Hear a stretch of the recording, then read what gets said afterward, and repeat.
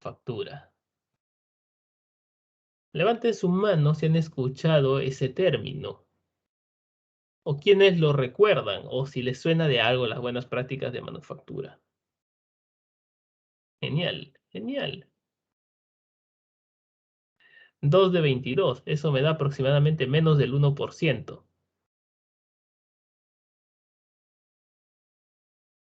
3, 105, 5, 6. Bueno, ya se eleva aunque sea al 10%, ¿verdad? Al 30%. Ya es algo. Muy bien. Sí, ya hemos oído ese término. Gracias, jóvenes y señoritas. La pregunta es esta. La pregunta es esta. Ustedes pueden decir cuáles son ejemplos, no de buenas prácticas de manufactura, o mejor dicho, ¿qué acciones no son ejemplos de buenas prácticas de manufactura? ¿Qué no es una buena práctica de manufactura? ¿Qué no es? ¿Mm? Profesor, un ejemplo es que en un ejemplo en una empresa no entra con la toca amarrada o entra con las uñas largas. Muy bien, Eric. Exactamente, sí, ese es un ejemplo de lo que no es. Eso es. Así de simple, no es.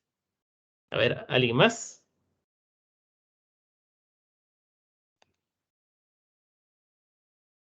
Abel, tienes la mano Podría alzada. ser la mala manipulación de los productos. Muy bien, Gerson, la mala manipulación. Sí, es un ejemplo también. Sugiero la próxima vez ser más específico. Así es. Sí, esos son ejemplos. Esos son ejemplos de los cuales no son buenas prácticas de manufactura. ¿Y por qué ellos lo saben? Bueno, porque lo saben. No sé, ¿por qué lo saben, chicos? Me imagino porque lo han leído o lo han visto, lo han experimentado. Eso es. Eso es creo que sería la respuesta. Y aparte, las buenas prácticas de manufactura son muy intuitivas una vez que comprenden la razón de ser. Y hoy día veremos por qué existen.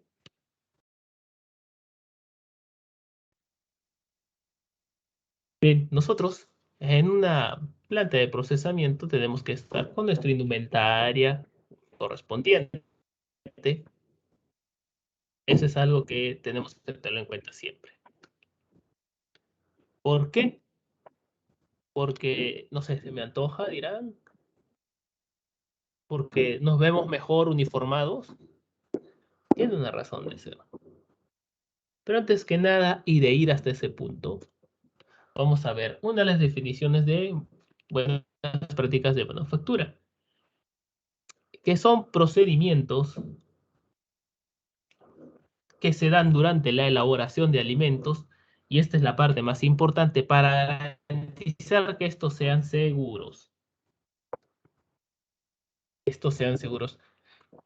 Y ojo, esto se da en toda la cadena productiva de los alimentos, desde su materia prima, su envasado, su producción, su distribución y su transporte.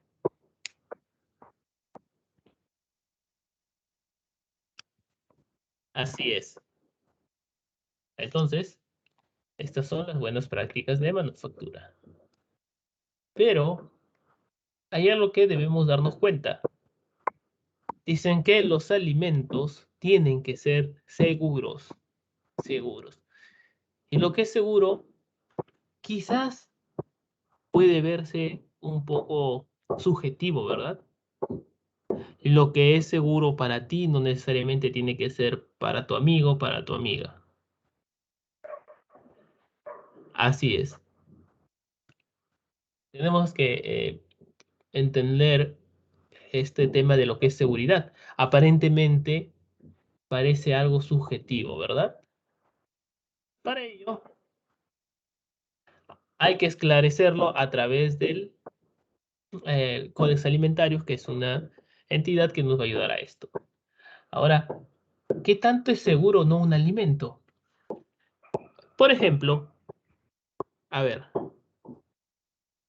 me gustaría que levantase la mano aquella persona que cuando un alimento se le ha caído al suelo, rápidamente lo ha recogido y lo ha consumido. Solo aquellas personas que no hayan hecho eso nunca, levanten su mano. Que se ha caído el alimento, sí, pero en su piso de su casa, obviamente.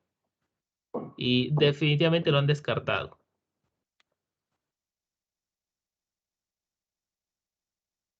Así.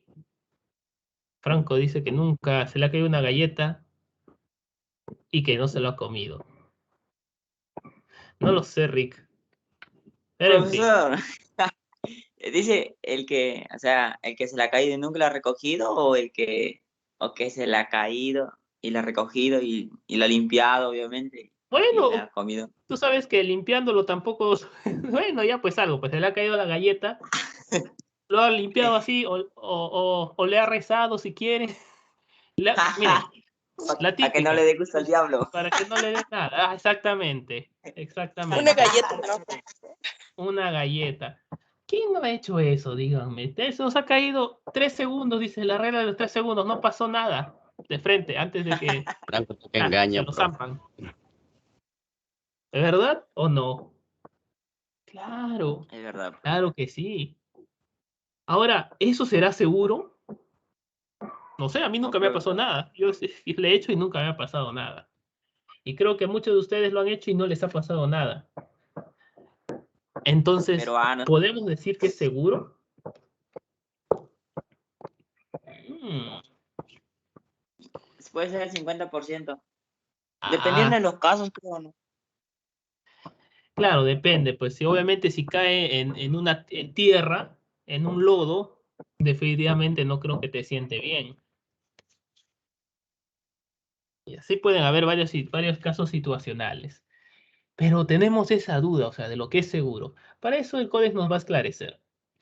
¿De qué forma? Bueno, el Codex nos dice que los alimentos no deben ser potencialmente nocivos para la salud.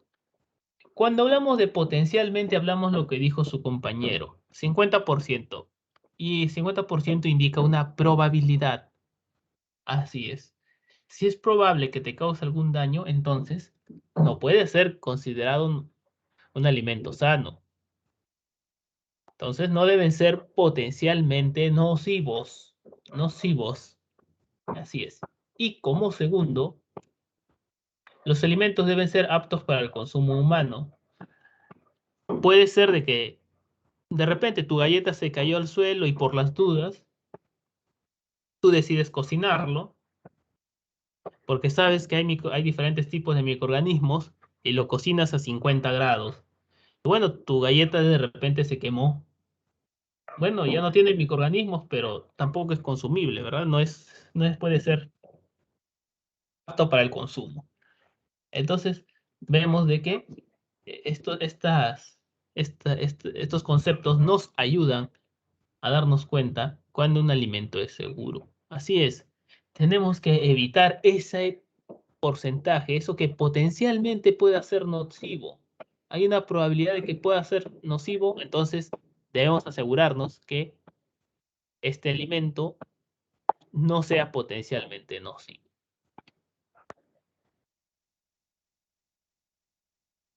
Y vamos a ver, este término de la seguridad de los alimentos está ligado a lo que es la inocuidad. Lo que es inocuo no va a hacernos daño. Así es. Lo inocuo es lo que no te va a hacer daño. No como tu ex. Pero esto no te va a hacer daño. Entonces, hay que tener esto en cuenta. Ojo. Y un alimento que sea inocuo va a tener ciertas características. Y una de ellas, mejor dicho, y la principal es esta. ¿Cuándo nos damos cuenta que un alimento es inocuo? A ver, ¿cuándo un alimento es inocuo?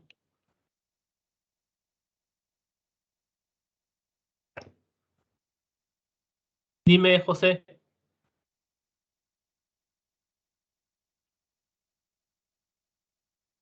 Sí, Miguel, dime.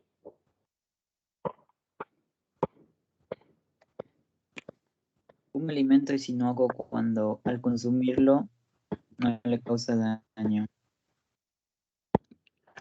Al consumirlo. Muy bien, Miguel. El alimento no te causa daño. Así es, no te causa daño. Por eso es que también cuando uno lo consume, a consumirlo se siente bien, no le, por ejemplo, no le puede doler el estómago o sentir que un dolor, ¿no? En su cuerpo. O sea, si lo consumes sin nada de dolores, así, pues ya me enredé. Está muy bien, está muy bien. Es una definición basada en las propias experiencias. Está bien. Muy bien, Eric. Dime, Miguel, ¿quieres complementar algo más?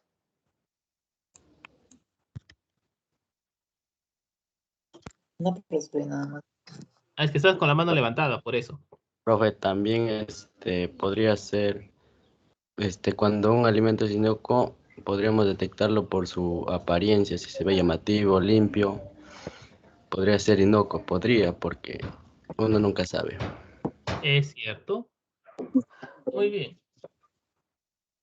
La apariencia, la No consecuencia, siempre. el bienestar. Dime, Miguel. El compañero dijo que se le podría detectar que un alimento es inocuo por la apariencia, bien presentable, pero yo creo que no siempre por la apariencia es un producto es inocuo, porque podría estar contaminado con algún químico y la apariencia va a seguir siendo lo mismo. Correcto, Miguel. Exactamente. Aunque como mencionó su compañero, como mencionó Gerson, dijo también, no siempre, no se puede confiar necesariamente. Agregó eso después. Entonces sí es verdad, las apariencias pueden engañar. Pero básicamente lo que mencionan todos es que el alimento no te puede causar daño. Y para que no te pueda causar daño, tiene que estar libre de ¿qué? El alimento tiene que estar libre de estos señores, de peligros y de estos tipos de peligros. Peligros biológicos, peligros químicos y peligros físicos. Así es. Un alimento inocuo vamos a diferenciarlo porque vamos a encontrarlo en ausencia de estos peligros en el alimento en sí. Peligros biológicos como los microorganismos, peligros químicos como algunos aditivos que han superado de repente el límite de que se le puede agregar o pueden tener de repente dentro de por la naturaleza del propio alimento, tener antibióticos o en este caso insecticidas y peligros físicos como materiales extraños que no deberían estar ahí. Porque, por ejemplo, supongamos, en un vaso de leche que ha sido pasteurizado, se crea normalmente en la superficie una capa de nata. Eso es un material extraño que no debe estar ahí. Sin embargo, no representa ningún peligro. Recuerden que es un material extraño, pero no representa ningún peligro. Sin embargo, si esa leche tiene de repente eh, pajillas o madera, eso sí podría representar un peligro porque la persona podría ver afectada su salud. Entonces, este concepto es muy importante tenerlo en cuenta. Sí, definitivamente. ¿Para qué? Porque en función a esto vamos a poder más adelante identificar los peligros. Así es. Esto, y pienso que esta es la parte más importante de toda esta parte de las BPMs, es tener esto en cuenta siempre. ¿Cuáles son los peligros? Porque en función a su proceso pueden haber diferentes tipos de peligros. Por ejemplo, los mismos microorganismos son diferentes en función al proceso. Todos son peligros biológicos, pero dependen. Pero por lo mínimo ustedes están atentos a que pueden haber ciertos potencialmente dañinos microorganismos. Entonces sí, esto hay que tenerlo en cuenta. Así es. Y hablando de peligros, sí, hay peligros y también hay riesgos. Si bien esta terminología es aplicada bastante en lo que es también hazard, acá también lo rescatamos y también es utilizado en otras partes de la gestión empresarial, como es la seguridad y salud también que se manejan. Acá lo vamos a ver de esta manera, lo que es peligro y lo que es riesgo, dos conceptos que están relacionados en sí. El peligro es la posibilidad de que tanto un agente de origen físico, químico, biológico pueda causar daño. En este caso, son estos tornillos de acá.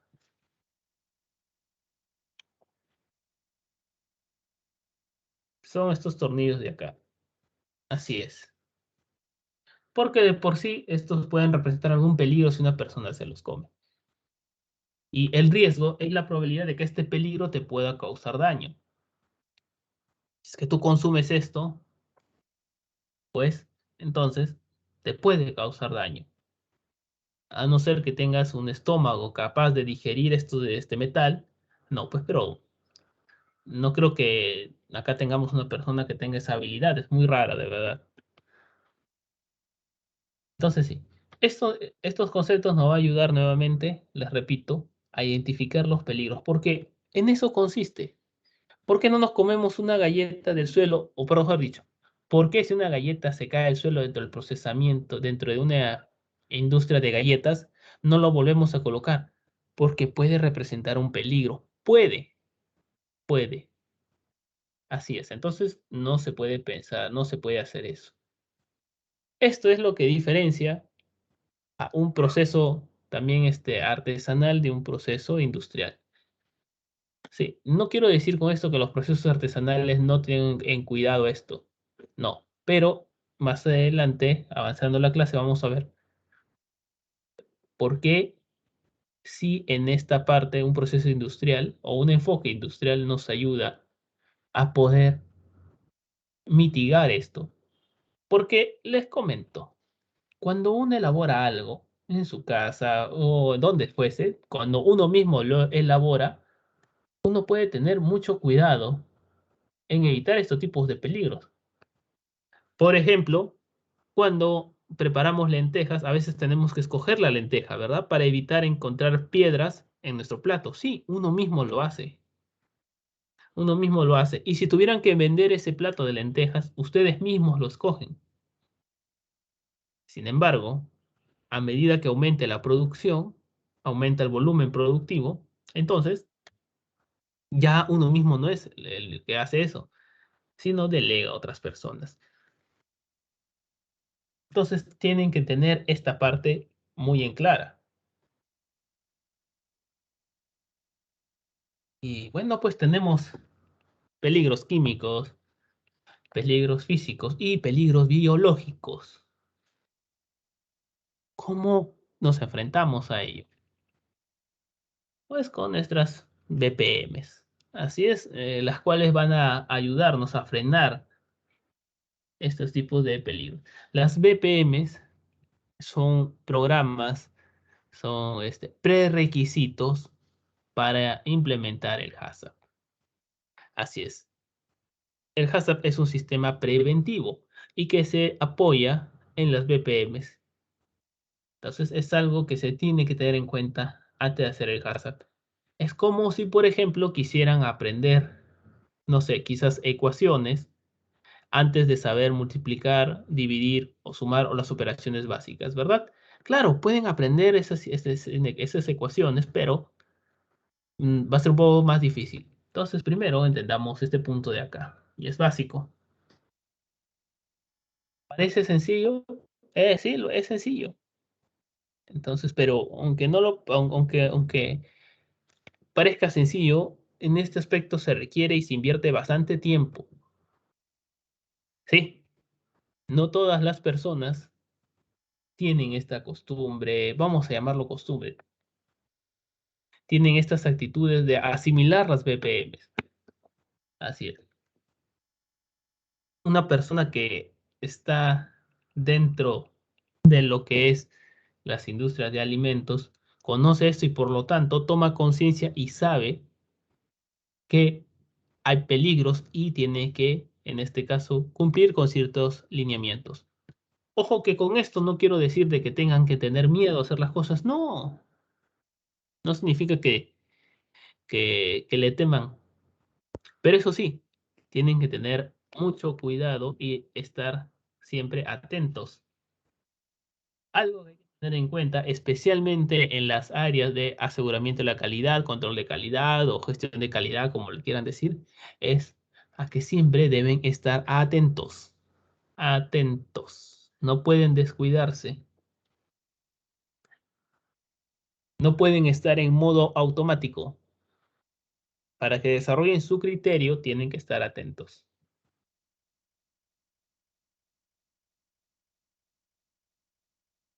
Y los BPM vamos a verlos en toda la cadena alimentaria, desde su materia prima, su procesamiento y comercialización.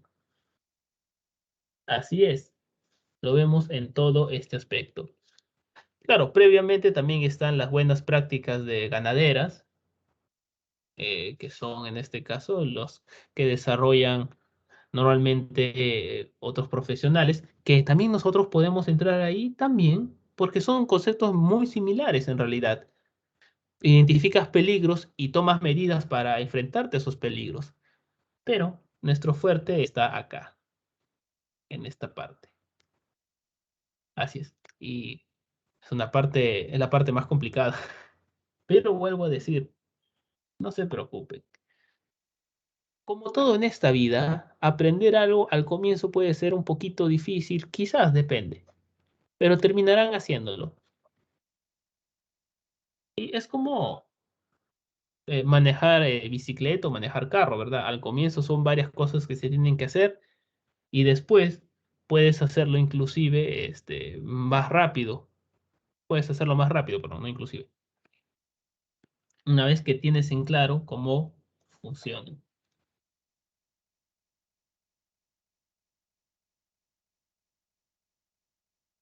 Y vamos a las ventajas. ¿Qué ventajas traen las BPMs? La principal y la más básica, ¿cuál creen que es la ventaja? La más lógica también, la que cae por añadidura. ¿Cuál es? Obtener un producto inocuo. Correcto. Así de sencillo, simple. Así es. Eso es lo que automáticamente te va a traer. ¿Sí? Alimentos seguros. Así es. Pero les comento que si ustedes compran las BPM, se van a poder llevar, además de alimentos seguros, si llama ya, como dicen así en los antiguos spots, pueden llevar algo más, como por ejemplo, una creación de cultura, de orden y de higiene de la empresa. Esto quiere decir que las personas poco a poco van aprendiendo, van acostumbrándose a llevar este estilo, en que, por ejemplo, si antes quizás digo yo, por favor, esto no es directamente direccionado a alguno de ustedes, no se bañaban, ahora sí se tienen que bañar, porque es una costumbre que se exige dentro de una nave de procesamientos o cuando esté implicado dentro de la elaboración de alimentos. Así es, las BPM se involucran como todo sistema un orden, y es que es importante al menos tener orden y también disciplina. ¿Qué más? Pues aumenta la productividad y la competitividad. ¿Por qué? Porque al aplicar las BPMs hay menos productos observados, es decir, menos pérdidas. Y se vuelve competitivo, que tiene que ver con el siguiente punto, que es la imagen de la empresa mejora, pues sí, se vuelve más competitiva la empresa. Y también se reducen los costos operacionales. Así. Sí, todo por aplicar las BPMs. Miremos este proceso. Así es un proceso normalmente, cualquiera. Tenemos acá las materias primas y tenemos los productos elaborados. Estamos procesando, pero ¿cómo sabemos cómo estamos procesando? Si estamos haciéndolo de manera correcta. Pues ahí entra esto, la especificación.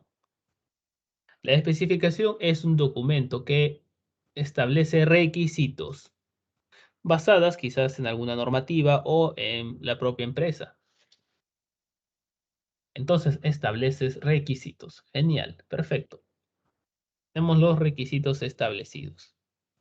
Sabemos que tenemos que cumplir con ciertos controles. ¿Cómo hago para llegar a estos específicos? ¿Cómo hago para cumplir estas especificaciones aquí en mi proceso? ¿Cómo vuelvo a decir? Si yo mismo lo elaboro, yo sé cómo hacerlo, pero si lo hace otra persona, está un poco complicada, a menos que, pues yo le dé un procedimiento. Un procedimiento es un documento en la cual se especifica cómo llevar a cabo un proceso. Se detalla y así la persona puede hacerlo así de la manera que se debe hacer. Pongamos que quieran elaborar un postre, no pueden decir sencillamente se agrega harina, mantequilla y leche y se bate y se coloca en el horno. No es suficiente eso. Ustedes quizás sepan el tiempo, sepan la temperatura, pero en un procedimiento se tiene que ser específico. Se añade tanta cantidad de ingredientes, se bate por tanto tiempo hasta que tenga una textura, la indican, y si gustan pueden colocarle hasta fotos, incluso pueden hacer un video. Entonces se especifica. Bien, ya tenemos entonces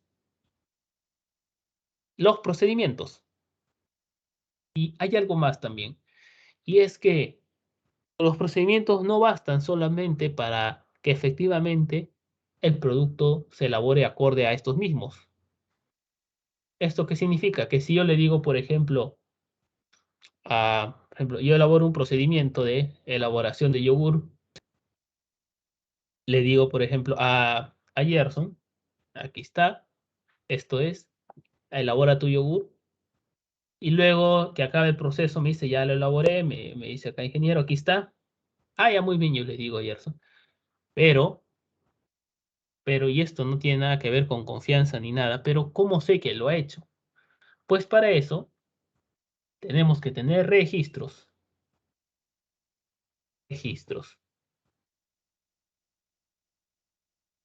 Lastimosamente, estamos en una sociedad en la cual tenemos que creer lo que dice el papel más que lo que digan las personas.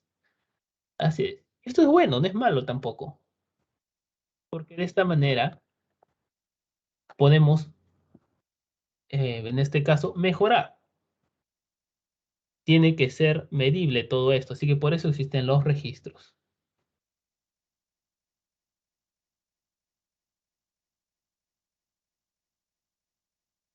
Es importante que el procedimiento esté escrito.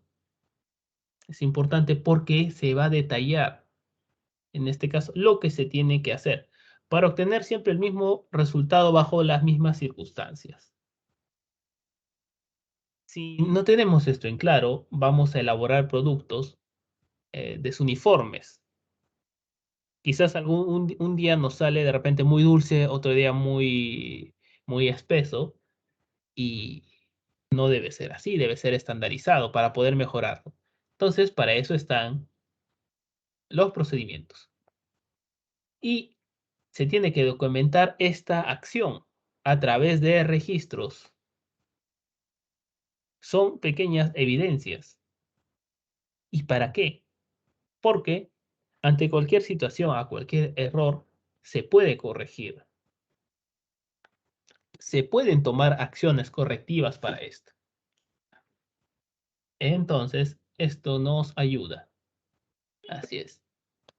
No se puede mejorar algo a menos que pueda ser medible.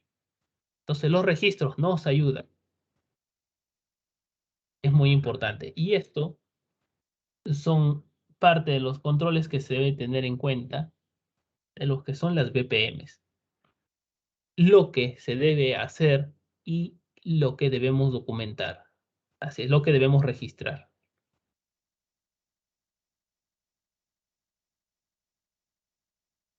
Listo. ¿Preguntas? ¿Todo quedó claro hasta este punto?